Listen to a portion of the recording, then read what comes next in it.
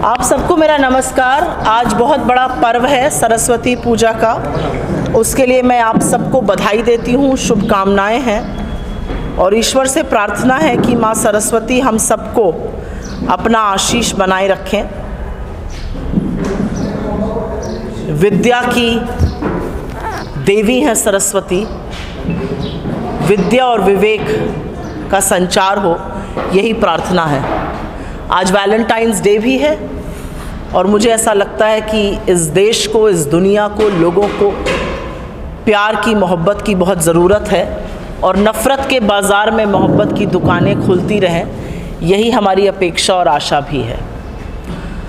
आज प्रेस वार्ता शुरू करने से पहले मैं पुलवामा में शहीद हुए उन 40 जांबाज़ों को कांग्रेस के इस मंच से, व्यक्तिगत अपने तौर से, अपने सहयोगियों के तौर से भावभीनी श्रद्धांजलि अर्पित करती हूँ और आशा करती हूँ कि ये देश सर्वदा उनका ऋणी, उनके सर्वोच्च बलिदान का ऋणी बना रहेगा। आपके बीच आना आज एक विशेष प्रेस वार्ता के कारण हुआ है और इस प्रेस वार्ता में हम चर्चा कर रहे हैं 10 साल अन्याय काल की। हम चर्चा कर रहे हैं कि कैसे इस देश ने हर तरह के अन्याय का दंश सहा है और 10 साल के बाद जब इस सरकार को अपना रिपोर्ट कार्ड दिखाकर नंबर मांगने थे तो सरकार अपने 10 साल का नहीं, उसके पहले वाले 10 साल का एक कच्चा चिट्ठा लेकर आई है।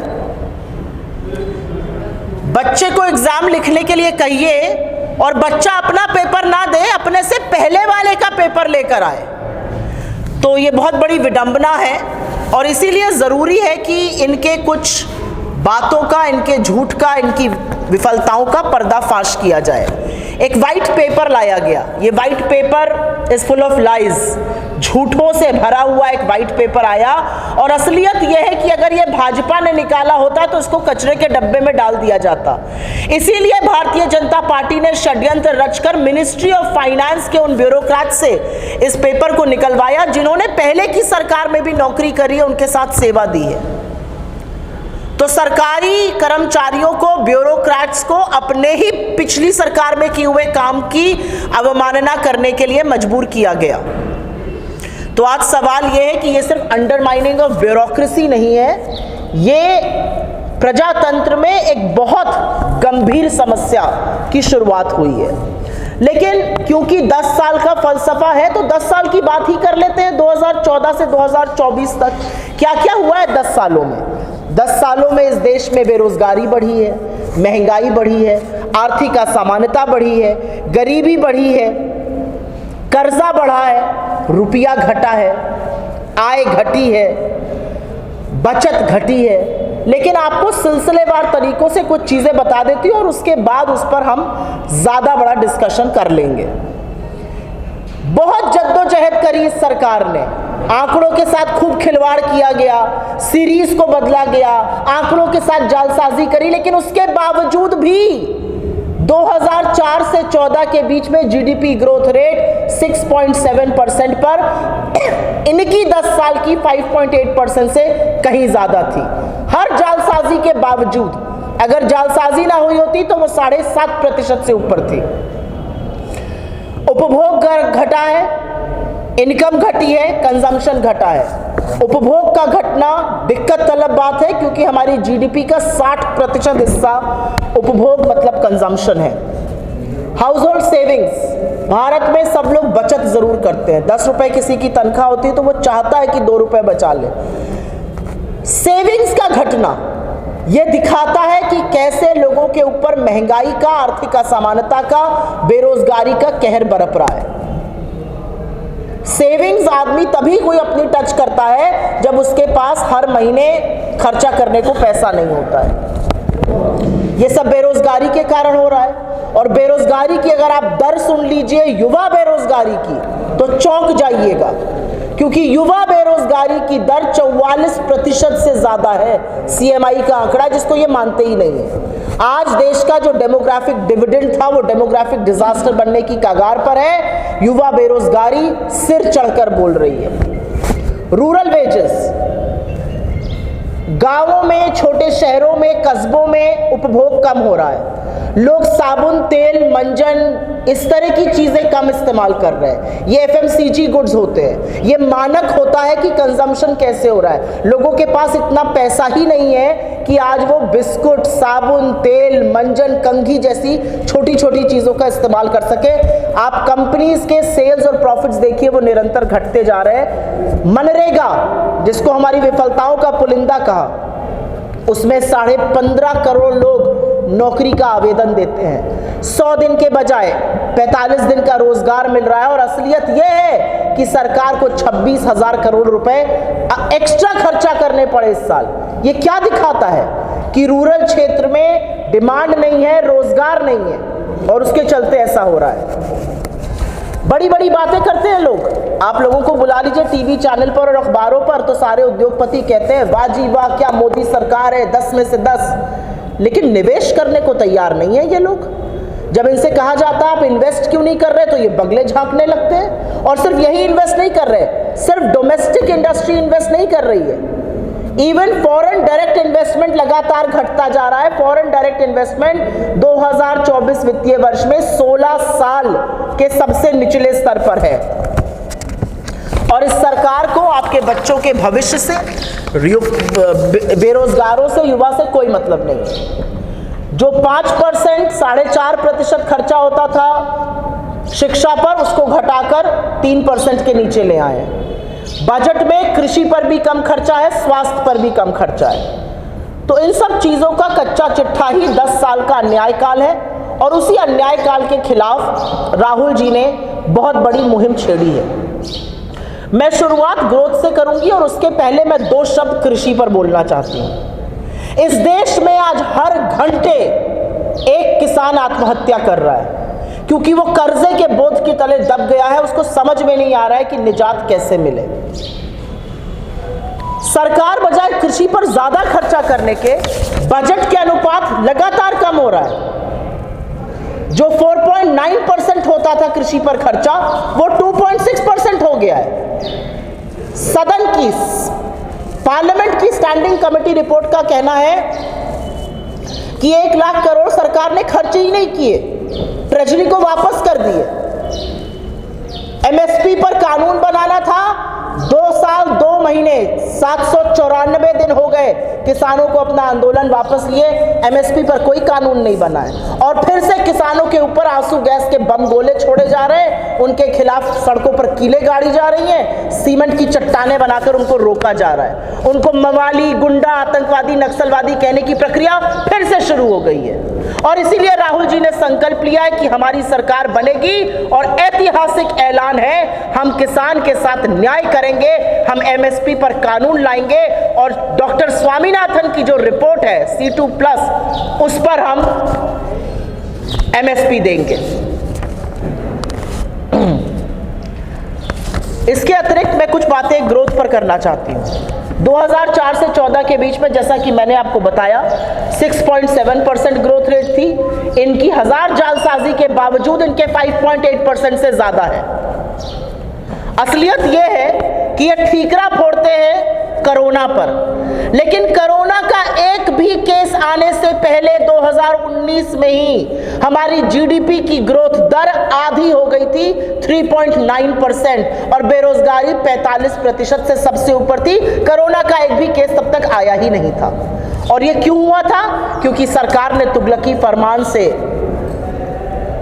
नोटबंदी लागू करी, सरकार ने औने पौने तरीके से GST लागू किया, औने पौने तरीके से रातों रात लॉकडाउन लगा दिया और अर्थव्यवस्था को चौपट कर दिया।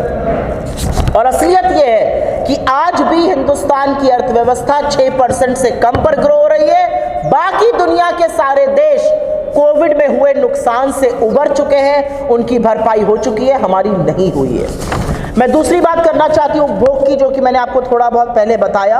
और असलियत यह है कि उपभोग मात्र 3% पर ग्रो हो रहा है पिछले 5 साल में।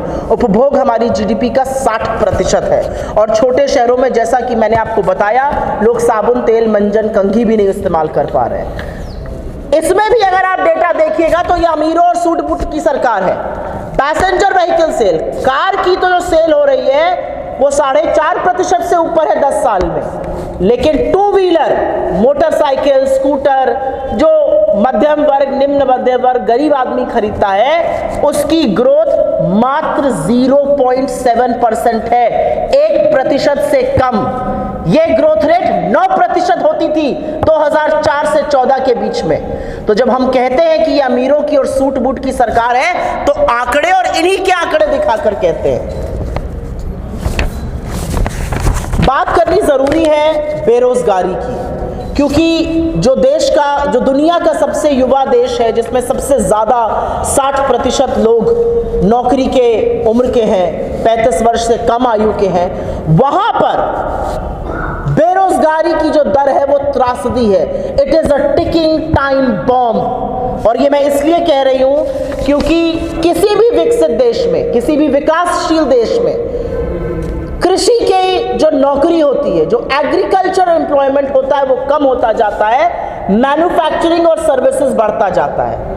इस सरकार के शासनकाल में मैन्युफैक्चरिंग और सर्विसेज की नौकरियां कम हुई हैं। लोग मजबूर हैं कृषि की नौकरी करने के लिए, चाहे वो कृषि में मजदूरी हो या खेती का काम हो, लोग मजबूर हैं, लोग विवश हैं खेती का काम करने के लिए, क्योंकि असलियत ये है कि मैन्युफैक्चरिंग और सर्विसेज की नौकरियां घट रही हैं। मैन्युफैक्चरिंग हमारे शासनकाल में 17% होता था जीडीपी का, आज वो 14% है।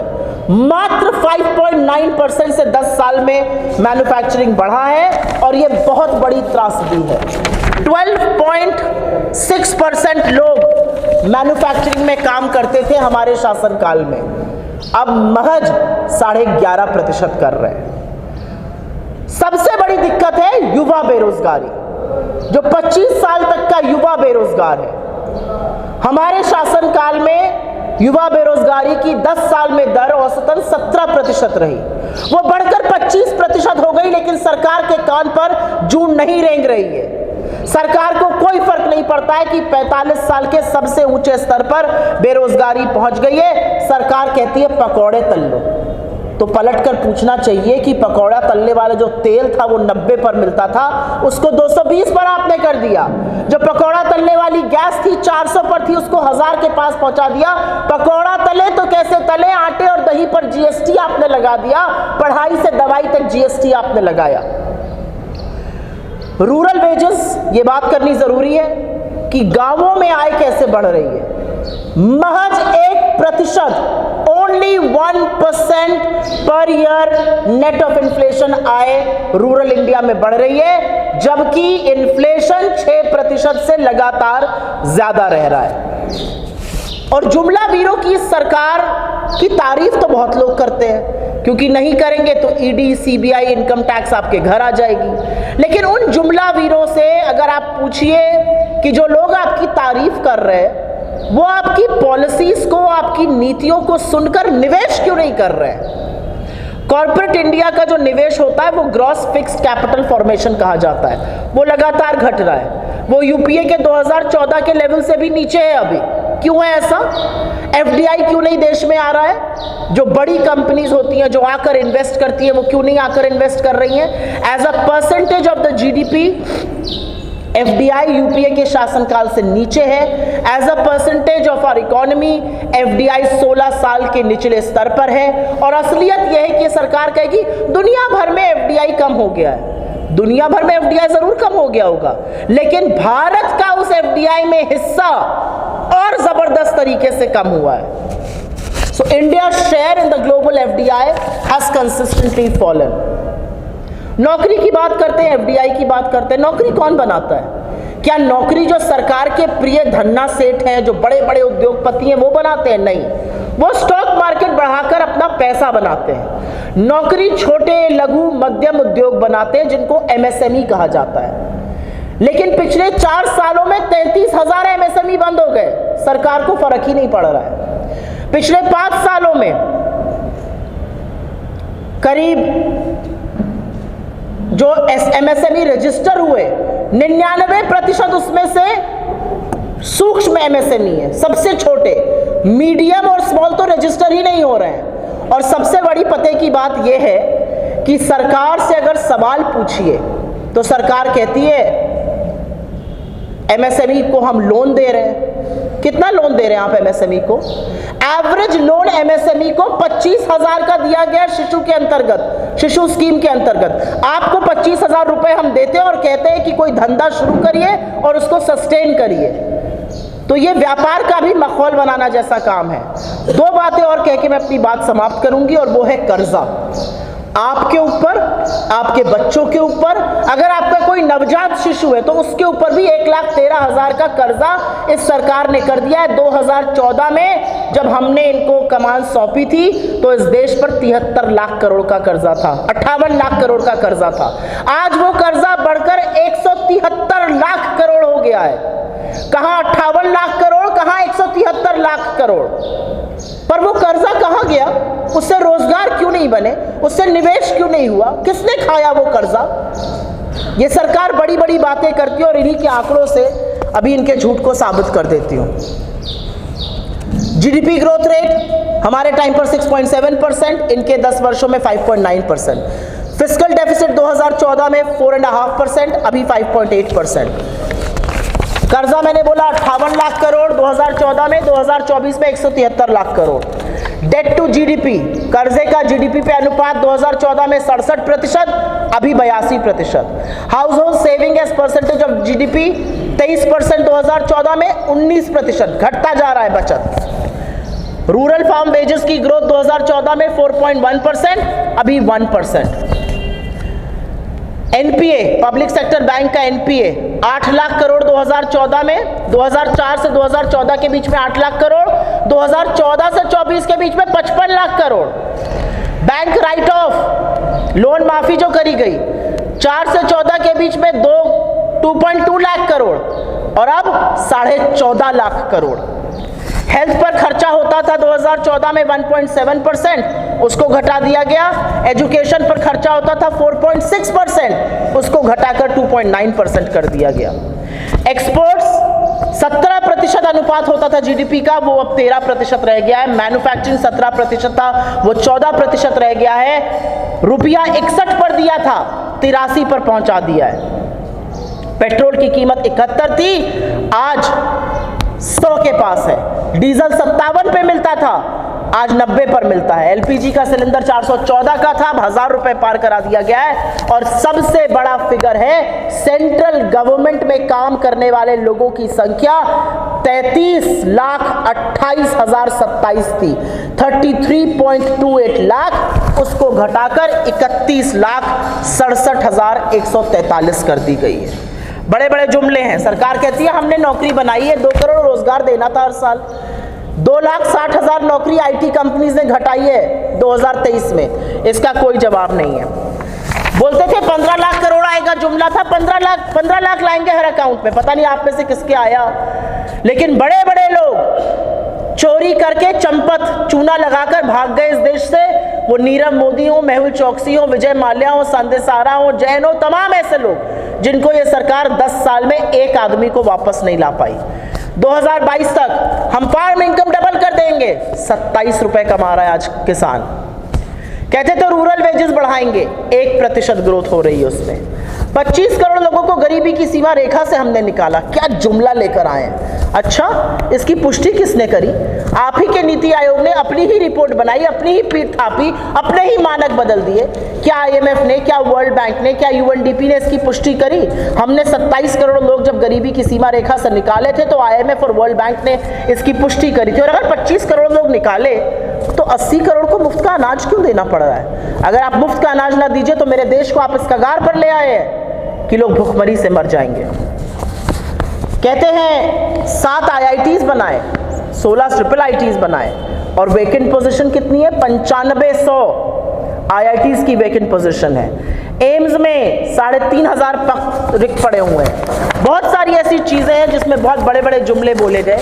5-6 जुमले आपके सामने बोल देती हूं जिससे कि याद ताजा हो जाए। 2 करोड़ सालाना रोजगार, 15 लाख हर बैंक अकाउंट में, सारा काला धन वापस लाएंगे। पेट्रोल और डीजल 35 रुपए लीटर पे बिकेगा। रुपया और डॉलर का दाम एक हो जाएगा। 2022 तक किसान की आय दोगुनी हो जाएगी। 2022 तक हम 5 ट्रिलियन की इकोनॉमी बन जाएंगे। हर सिर पर छत होगी 2022 तक और 100 स्मार्ट सिटी बन जाएंगी 2022 तक। 2022 का तो नहीं पता, 2024 आ गया और इन जुमलों की हकीकत ये है कि ये बड़ी बड़ी बयानबाजी और हवाबाजी के अलावा और कुछ नहीं है। आपके सवालों का मैं स्वागत करती हूँ, लेकिन यही 10 साल का न्याय काल है, इसी का कच्चा चिट्ठा खोलना है, क्योंकि सरकार ने जो काम किया है वो झूठ और मनगढ़ंत बातें बोली हैं। और मैं इस मंच से चुनौती देती हूँ इस सरकार को, इस सरकार के मुलाजिमों को, इस सरकार के मंत्रियों को, खास तौर से वित्त मंत्री निर्मला सीतारमण को। मैंने आपके साथ एक टेबल साझा करी है, अभी आप लोगों को ये दे देंगे। ऐसी एक टेबल अगर हैसियत है और हिम्मत है तो इन्हीं मानकों पर आप लेकर आइए, लेकिन आप ला नहीं पाएंगे क्योंकि आपके झूठ का कच्चा चिट्ठा पूरा देश जानता है। बहुत धन्यवाद, आपके सवालों का स्वागत है। Your questions are welcome.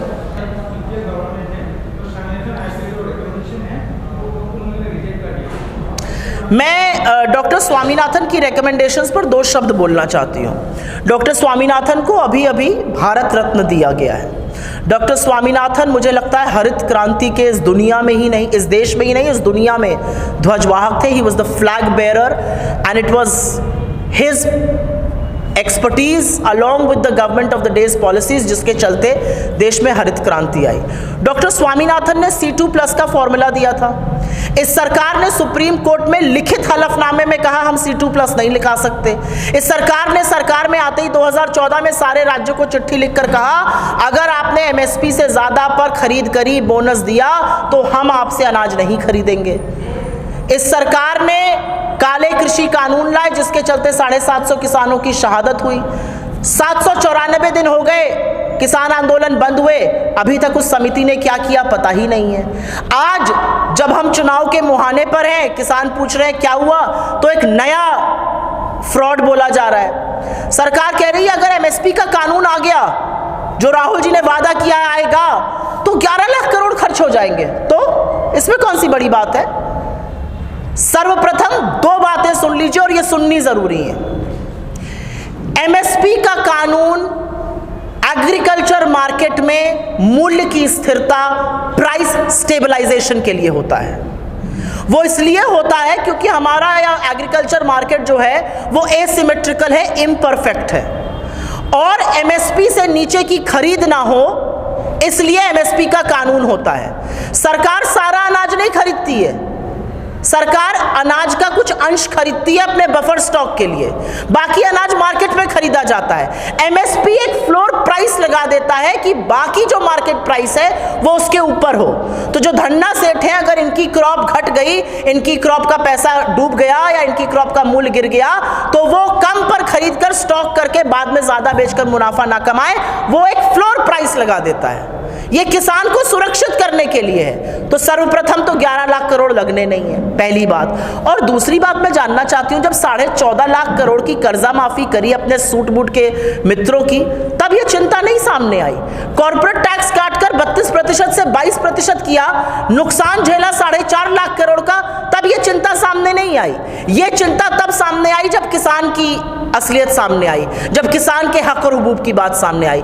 आपकी बात का मेरे पास सिंपल जवाब यह है कि आज कृषि पर जिस तरह के टैक्स लग रहे हैं, आज खाद पर GST है, आज कीटनाशक पर GST है, आज किसान के जो उपक्रम है उस पर GST है, जो डीजल 57 का मिलता था वो 90 पर मिल रहा है, और MSP पर जो परसेंटेज इंक्रीज हुआ है वो उतना हुआ नहीं जो UPA के टाइम पर है। इसलिए जरूरी है ये कानून लाना, और इसलिए हम सुनिश्चित करेंगे कि ये कानून आए। ये सरकार लाएगी या नहीं लाएगी, हमें इस पर कोई विश्वास नहीं है। आज भी किसान अपने हक की जब लड़ाई लड़ रहे हैं तो इस सरकार ने सड़कें खोदकर उस पर कीले बिछाने का काम किया है। आंसू गैस और बम के गोले फेंके जा रहे हैं किसानों पर, किसानों को नक्सलवादी और आतंकवादी कहा जा रहा है। और स्वामीनाथन जी की बेटी ने जिस समारोह में उनकी वाहवाही हो रही थी भारत रत्न के लिए, उनकी बेटी जो एक बहुत प्रखर इकोनॉमिस्ट हैं, डॉक्टर मधुरा स्वामीनाथन, उन्होंने कहा है ये किसान है, ये क्रिमिनल नहीं है, इनसे बात कीजिए, इनको साथ लेकर चलिए, इनके खिलाफ जेल मत बनाइए, इनके खिलाफ षड्यंत्र मत रचिए। तो सरकार हमारी ना सुने, किसी की ना सुने, जिनको भारत रत्न दिया है उनकी जो इतनी प्रखर इकोनॉमिस्ट बेटी हैं उन्हीं की बात सुन ले। 70 साल का हिसाब, और 70 साल तो एक गलत फिगर बोलते हैं, या तो वाजपेयी को अपना नहीं मानते, मुझे नहीं पता। 70 साल का हिसाब वो आदमी मांग रहा है जो 7 साल अपने बनाए हुए नोट नहीं चला पाया। क्या गजब बात है। 2000 रुपए का नोट आया था, 7 साल पहले ही वापस कर लिया गया, वो आदमी 70 साल का हिसाब मांग रहा है। कहां पर आपने कीर्तिमान स्थापित किया, आप मुझे बता दीजिए। बेरोजगारी यूपीए से ज्यादा है, महंगाई यूपीए से ज्यादा है, पेट्रोल यूपीए से ज्यादा है, कृषि की स्थिति यूपीए से बदतर है, आय यूपीए से कम है। तो कहां पर आपने कीर्तिमान स्थापित किया है? आपने एक बहुत बड़ा कीर्तिमान स्थापित किया और वही आपका सबसे बड़ी उपलब्धि है। आपने इस दुनिया की सबसे बड़ी fake news factory WhatsApp news university इस देश में शुरू की है, अन्यथा आपने कुछ नहीं किया है। आज जब बेरोजगार सड़क पर अपने हक की बात करता है उसको लाठियों से मारा जाता है। हरियाणा की पुलिस कैमरे पर कह रही है इस बार किसानों को लाठियों से नहीं मारना है, उनको खोदना है। ये पुलिस है आपकी, ये प्रशासन है आपका। 750 किसानों की शहादत हो गई, प्रधानमंत्री कहते हैं मेरे लिए थोड़ी मरे। आप इस देश के चुने हुए प्रधानमंत्री हैं, थोड़ी तो संवेदनशीलता दिखाइए। तो मुझे ऐसा लगता है कि सरकार का रिपोर्ट कार्ड का कोई भी फिगर आप उठा लीजिए और कोई भी क्षेत्र उठा लीजिए और उस पर चर्चा हो जाए। असल बात यह है कि सरकार जो है वो भ्रमित करने वाले आंकड़े और फैक्ट्स बोलती है, और दिक्कत की बात यह, और दुख के साथ कहना पड़ता है क्योंकि मैं आप ही के बीच से आई हूं, अधिकांश मीडिया जो है वो उस पर बिना ध्यान लगाए, बिना दिमाग लगाए उसको चीख चीख के, गला फाड़ फाड़ के प्रचारित करने लगता है। मैंने छोटा सा एग्जाम्पल दिया, कल व्हाट्सएप पर एक खर्रा आया था साहब के यहाँ से कि 11 लाख करोड़ खर्चा हो जाएंगे एमएसपी पर। जितने भी डिबेट हुए सब में ये फिगर कोट किया गया। क्या किसी एंकर ने, क्या किसी एडिटर ने अपना दिमाग लगाया कि कहां से 11 लाख करोड़ खर्चा हो जाएंगे? क्या सरकार सारा अन्न खरीद लेती है? क्या एमएसपी क्या है? किसी ने अपना दिमाग लगाने की नहीं सोची। तो जब मीडिया के अधिकांश साथी जो एक नैरेटिव बिल्डिंग का काम करते हैं, और मैं आप लोगों की बात नहीं कर रही हूं, आपके जो वरिष्ठ सहयोगी स्टूडियो में बैठकर राष्ट्र के नाम संदेश देते हैं उनकी बात कर रही हूं, जब वो अपना दिमाग गिरवी रखकर और पूरी तरह से सरकार का चरण वंदन करते हैं तो इस तरह की बातें होती हैं। आपसे मैं चुनौती से कह रही हूं, इस सरकार से 2 दिन लगातार सारे टीवी चैनल महंगाई और बेरोजगारी पर शो कर ले। अगर ये सरकार भाग ना खड़ी हो तो आप मेरा नाम बदल दीजिएगा, कोई सवाल ही नहीं करता सरकार से।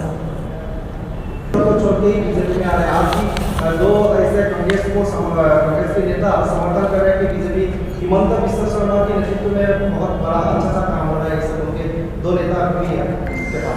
मेरा अपना मानना है कि असम के मुख्यमंत्री ने एक चुने हुए मुख्यमंत्री होने के बावजूद अपने पद की गरिमा को जो गिराने का काम किया है वो शायद इस देश के किसी मुख्यमंत्री ने नहीं किया है। उनके खिलाफ भ्रष्टाचार के जो मामले हैं उनको हम ऐसे ही नहीं कहते कि वो देश के सबसे भ्रष्ट मुख्यमंत्री हैं।